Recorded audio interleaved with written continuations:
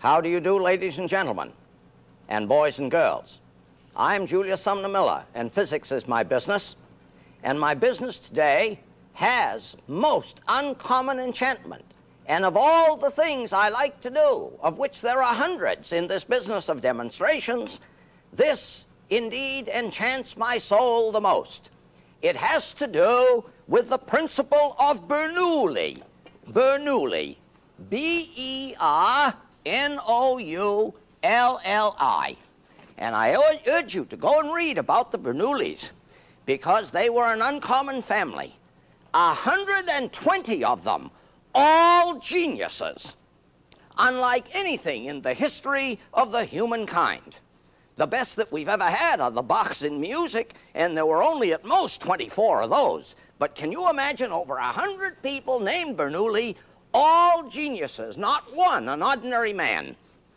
Now I will recite to you quickly and passingly the principles lying herein, these demonstrations, which you can read about in your books. First, we learn from Bernoulli that when a moving fluid like air encounters a constriction, that is a narrow space, the velocity increases. So as we say, the velocity is increased in a constriction. One other principle emerges from a study of Bernoulli, and that is that the pressure in a constriction diminishes, or goes down. So we have these two principles. Velocity increases, pressure diminishes in a constriction. And now I'm going to show you an abundance, an array of experiments, demonstrations that reveal this. Consider the following. Why an airplane can fly, says Bernoulli. He explains why. Why a ball can be thrown in a curve. Why a chimney has a good draft. Why a bird can soar. Why a boomerang, whatever it does, boomerangs. All of these things can be accounted for in terms of Bernoulli's principle. Here is a magazine opened so that the pages are curved in this way. And now I'm going to blow a stream of air against the inner edge of these pages. One would think that they would be pushed down by the push of the air. But no, watch. Watch.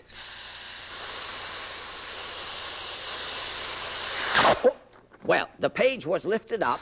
There it is. Now that airplane wing has some flutter, which we don't want, of course, in a real airplane wing. But the air going over the top gave rise to a diminution in pressure, and the atmosphere below lifted the page up.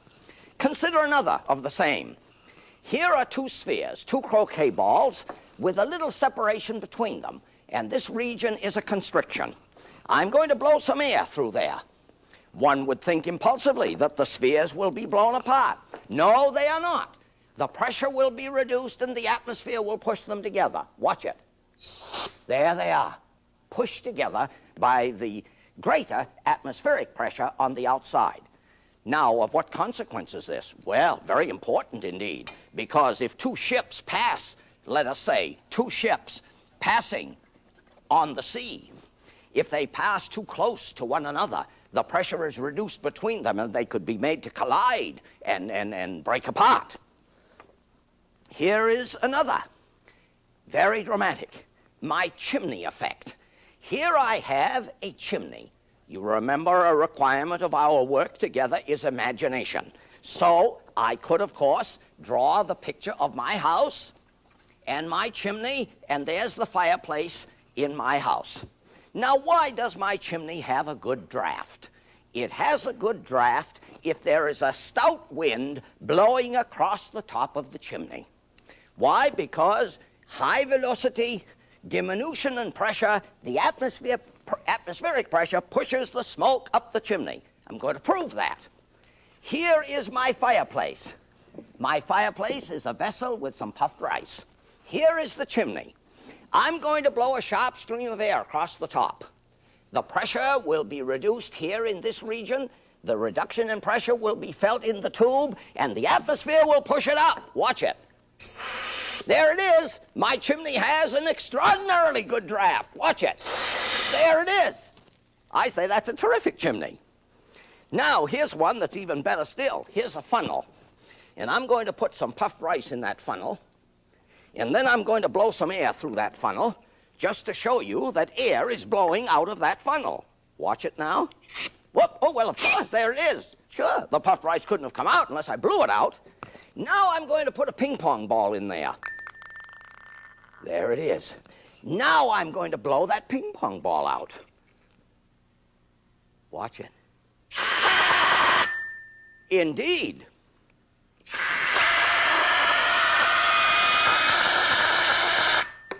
Somebody says, oh, he's got it stuck in there by magnets or something. No, no. I will dispose of it as quickly as I can with the following remark. Here it is. Here it is. Here is the funnel. There is the ball. Here is the air. The ball fits in the funnel very snugly, and these regions right here are constrictions, and when the air passes in there, it has a high velocity and a reduction in pressure, and the atmosphere holds the ball up.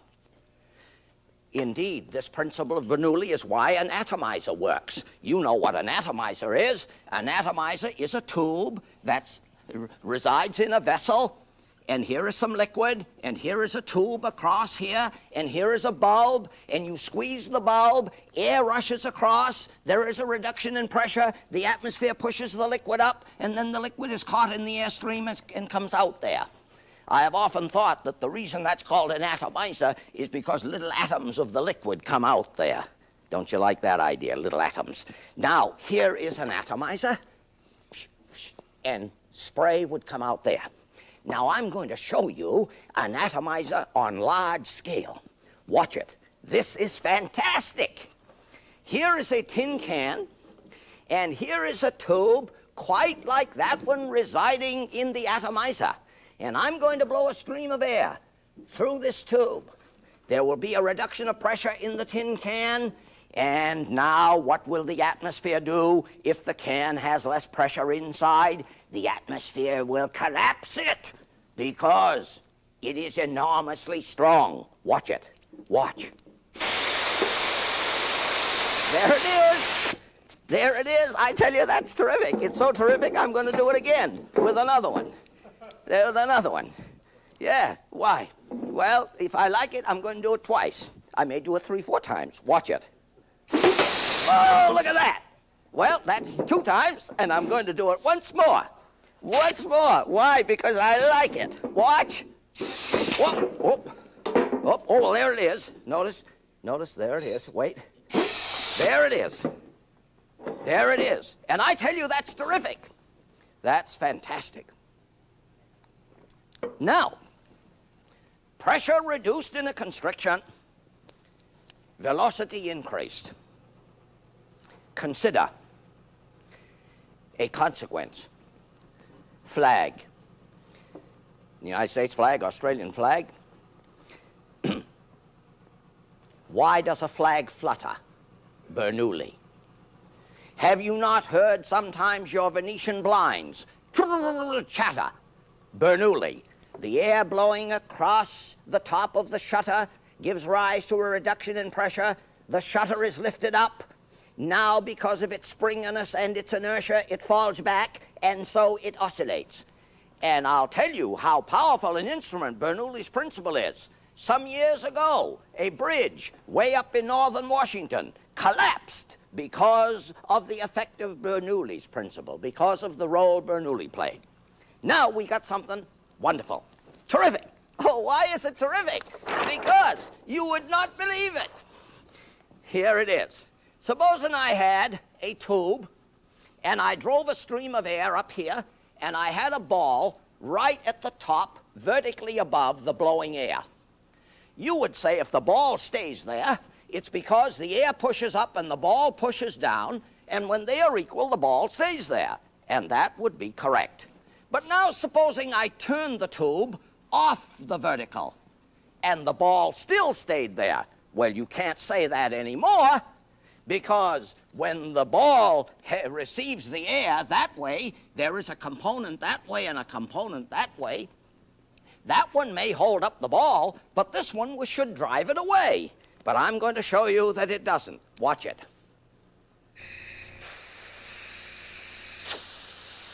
Oh, oh. Little trouble. Uh-oh. Let me try a heavier ball, a golf ball.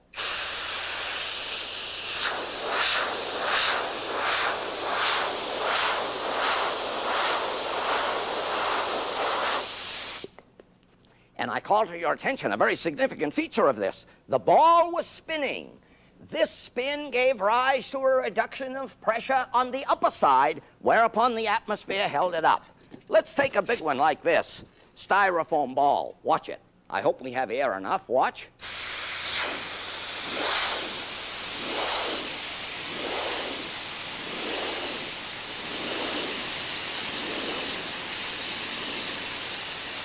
And I say that's terrific. I just love that. I want to do it again because I do. Any objections notwithstanding.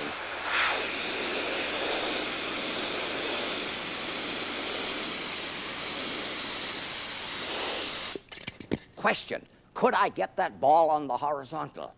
That's a good one to explore. Indeed, you can do this by going to your gasoline station and using the air hose at your service station. Let me do it again with a golf ball, which is quite heavy. Golf ball, quite heavy. Oops, little trouble.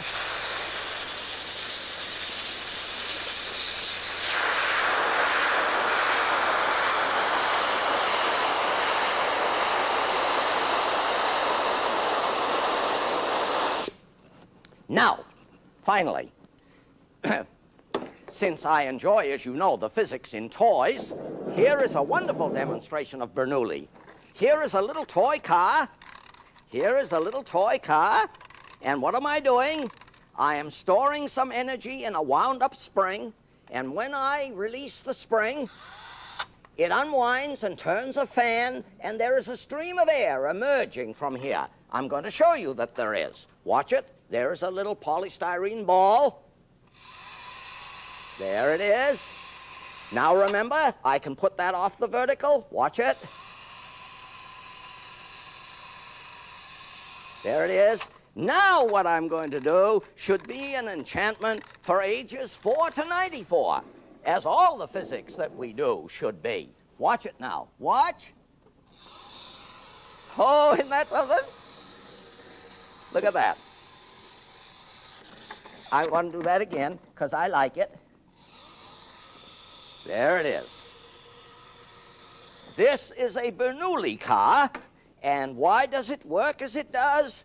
Because, one, there is a push of the air, a high velocity on one side of the ball, which gives rise to a diminution in pressure, and thereby the atmospheric below holds it up. Now, what shall we say about Bernoulli? The applications are phenomenal. As I've remarked, two ships passing on the sea should not pass too close to each other.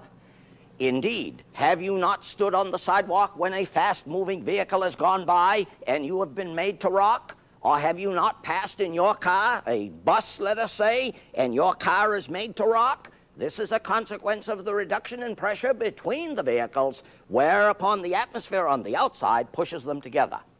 Indeed, when the Japanese designed their most recently accomplished railroad from Osaka to Tokyo, where the trains go about 120 miles an hour, what was the critical thing? Several. One, the center of gravity idea. Number two, how close can the cars be without the effect of Bernoulli? And so I say, read about the Bernoullis. They are wonderful to know about. And I thank you for your attention.